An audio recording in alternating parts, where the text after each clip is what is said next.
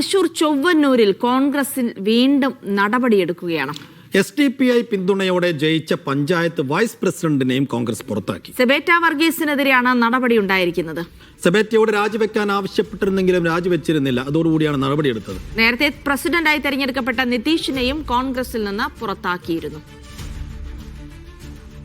ആര്യ വിനോദ വിവരങ്ങൾ നൽകും. ആര്യ, നേരത്തെ നിതീഷിനെ പുറത്താക്കിയതിന് പിന്നാലെ ഇപ്പോൾ വൈസ് പ്രസിഡന്റ് ആളിനെ കൂടെ പുറത്താക്കുകയാണ് കോൺഗ്രസ്. കടുത്ത നടപടിയിലേക്ക് SDPI പിന്തുണ വേണ്ട എന്ന് തുറന്ന് പ്രഖ്യാപിക്കുന്നതിനൊപ്പം തന്നെ ഇതിന് കൂട്ടുനിന്നവർക്കെതിരെ കൂടെ നടപടിയെടുക്കുന്നു, അല്ലേ?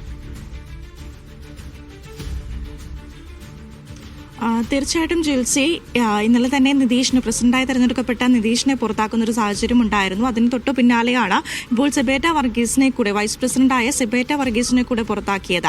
SDPIയുടെ പിന്തുണയോടുകൂടിയായിരുന്നു ഇവർ രണ്ടുപേരും തെരഞ്ഞെടുക്കപ്പെട്ടത്. അതുകൊണ്ടാണ് ഈ ഒരു തീരുമാനത്തിലേക്ക് കോൺഗ്രസ് നടത്തിയത് എന്നുള്ളതാണ്. ഇന്നലെ തന്നെ നമ്മുടെ പ്രതിപക്ഷ നേതാവ് VD സതീശൻ വാർത്താസമ്മേളനത്തിൽ പറയുകയുണ്ടായി, SDPI, BJP, CPI ഇവരുടെ ആരുടെയും പിന്തുണയോടെ ഭരണം വേണ്ട എന്നുള്ള കാര്യം, ഇവരുടെ ആരുടെയും പിന്തുണ തേടുകയില്ല എന്നുള്ള കാര്യം. അതിന് പിന്നാലെയാണ് ഇപ്പോൾ SDPIയുടെ പിന്തുണയോടെ ജയിച്ച രണ്ടുപേരെയും, പ്രസിഡന്റിനെയും വൈസ് പ്രസിഡന്റിനെയും പുറത്താക്കുന്ന ഒരു സാഹചര്യം ഉണ്ടായത്.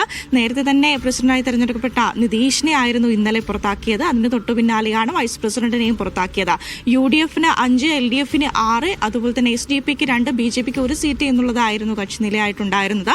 അതിൽ BJP അംഗം വോട്ട് ചെയ്തിരുന്നില്ല. തുടർന്ന് SDPI UDFന് വോട്ട് ചെയ്യുകയും അങ്ങനെ 7 വോട്ടിനാണ് അവർ ജയിക്കുകയുണ്ടായത്. തുടർന്നാണ് കോൺഗ്രസിന്റെ ഈ ശക്തമായ നടപടിയിലേക്ക് കടന്നത്.